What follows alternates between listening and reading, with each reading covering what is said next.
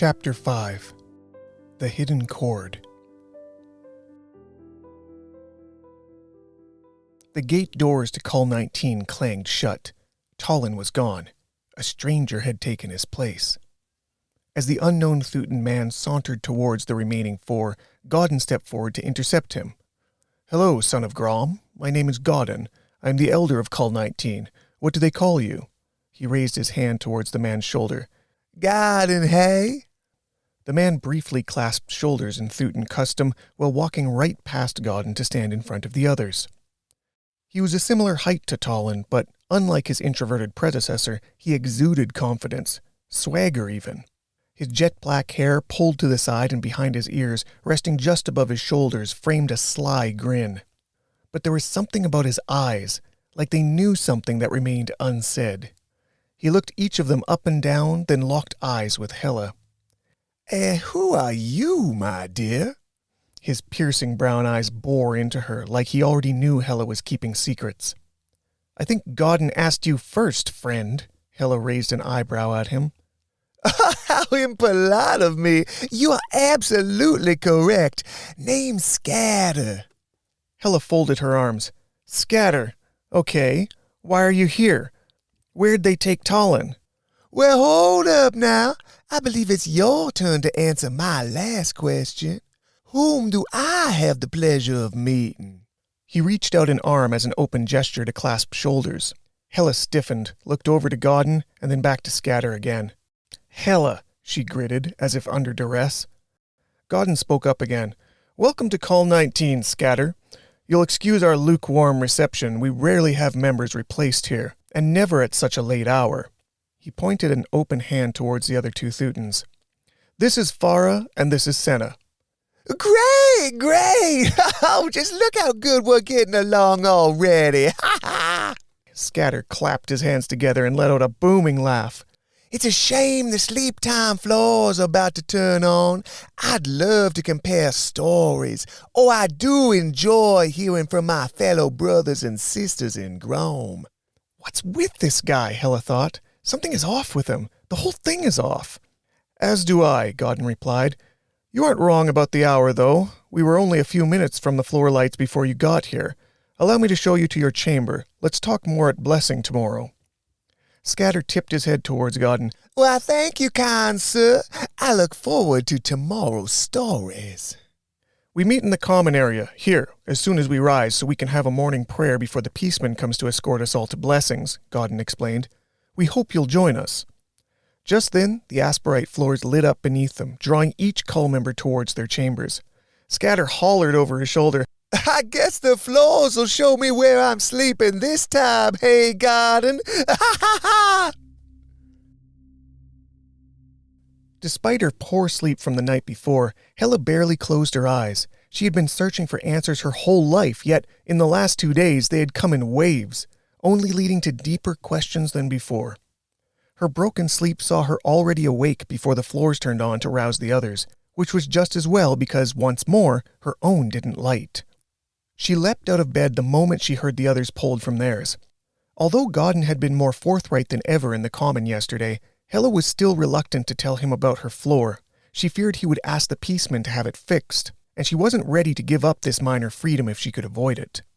Everyone met in the common for prayer and, for the first time in a while, no one was late, including their newest member, Scatter. "What a fine morning in Epo, wouldn't you say, Miss Hela?" came the unsolicited greeting from their newest member.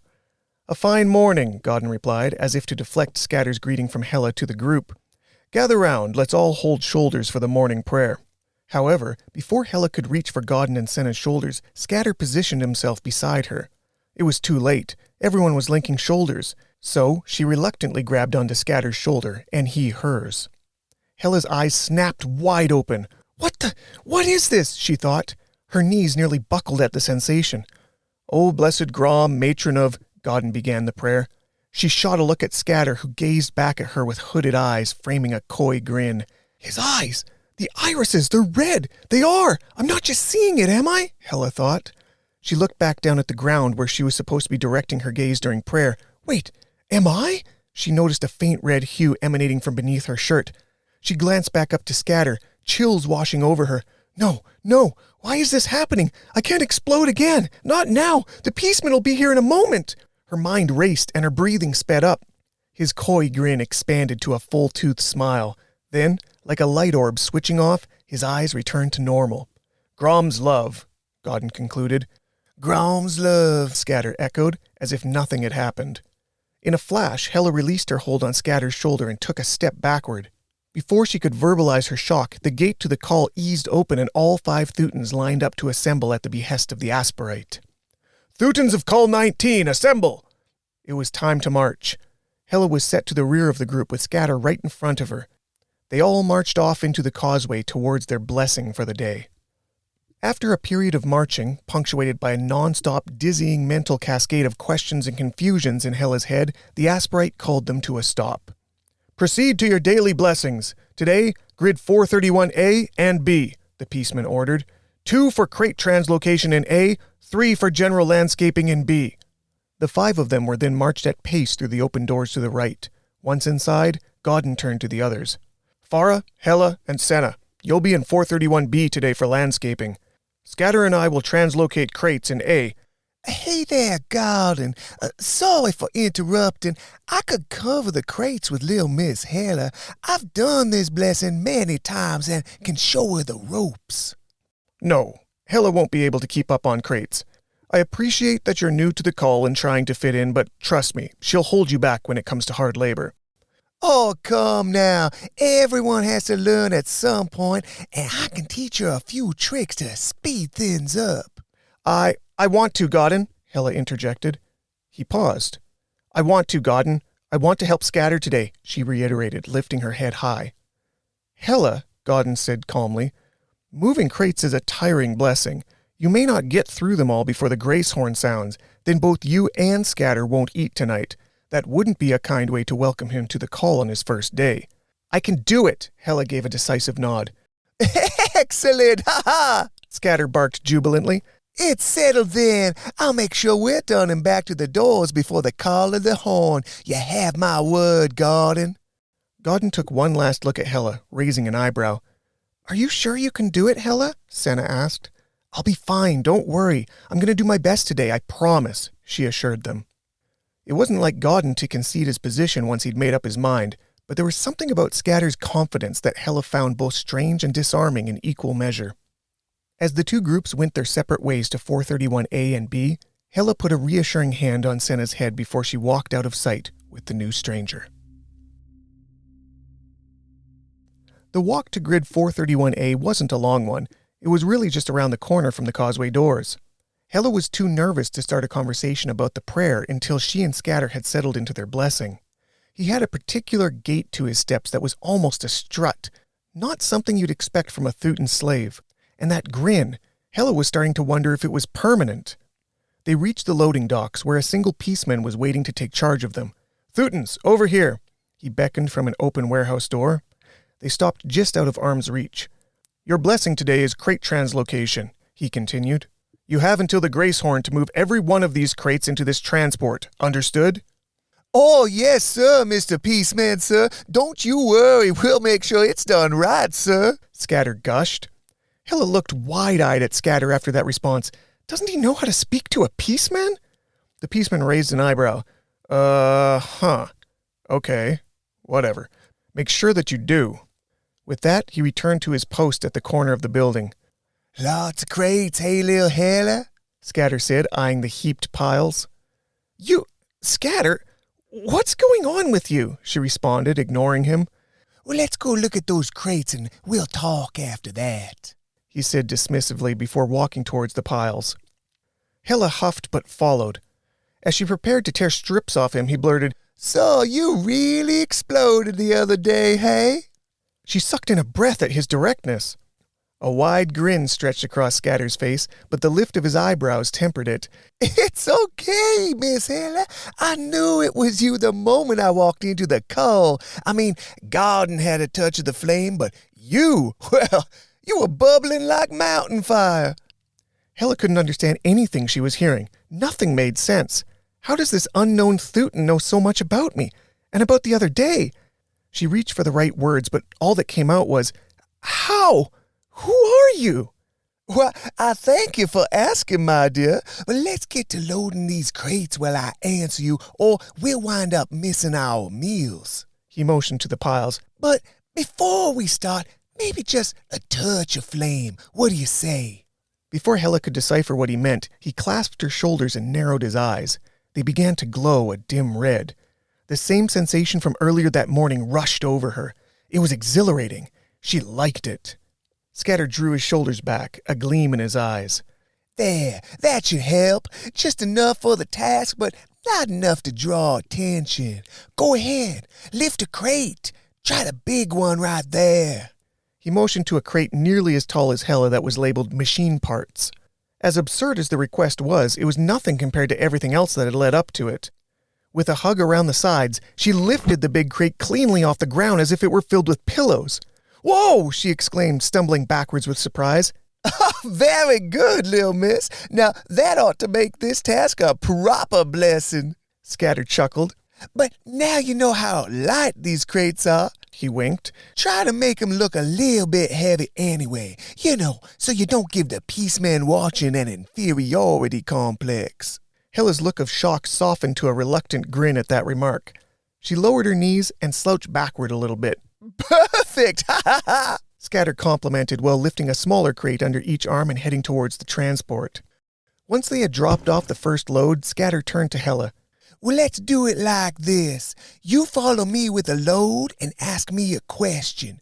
We'll drop it off. Then the next load, I'll follow you and give you the answer. That way it won't look like we're chatting or breaking the talk. Good idea. Hella could think of no better game to play during such a tedious blessing. They both headed back to the piles and lifted a few more crates. Scatter led the way and Hella asked her first burning question.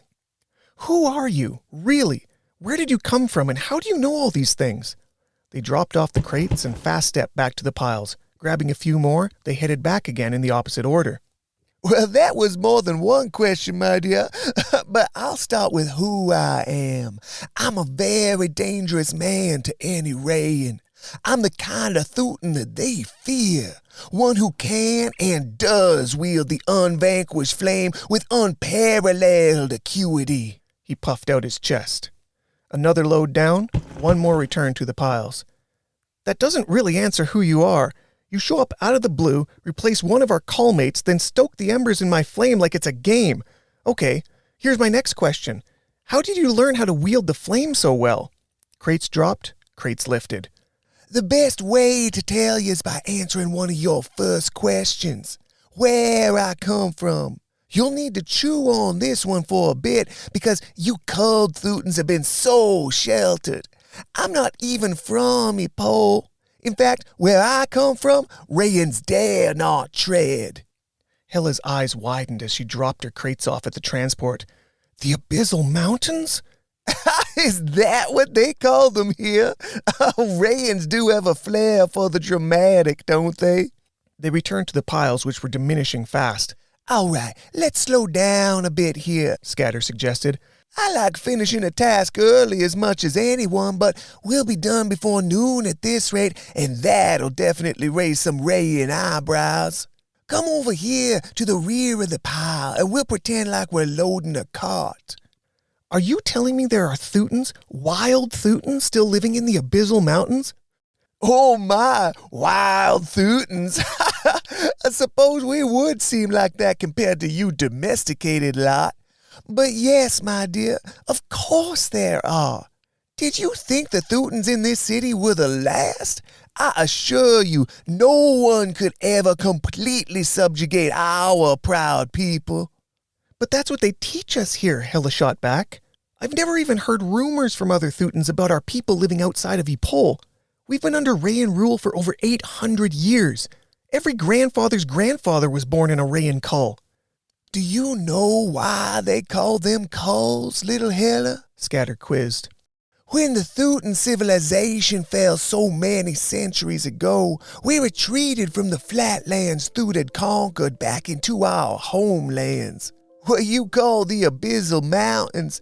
No Rayan could ever traverse those peaks, let alone fight on them. However, before we could fully retreat, overwhelming numbers of Rayan soldiers surrounded and cut off some of our people.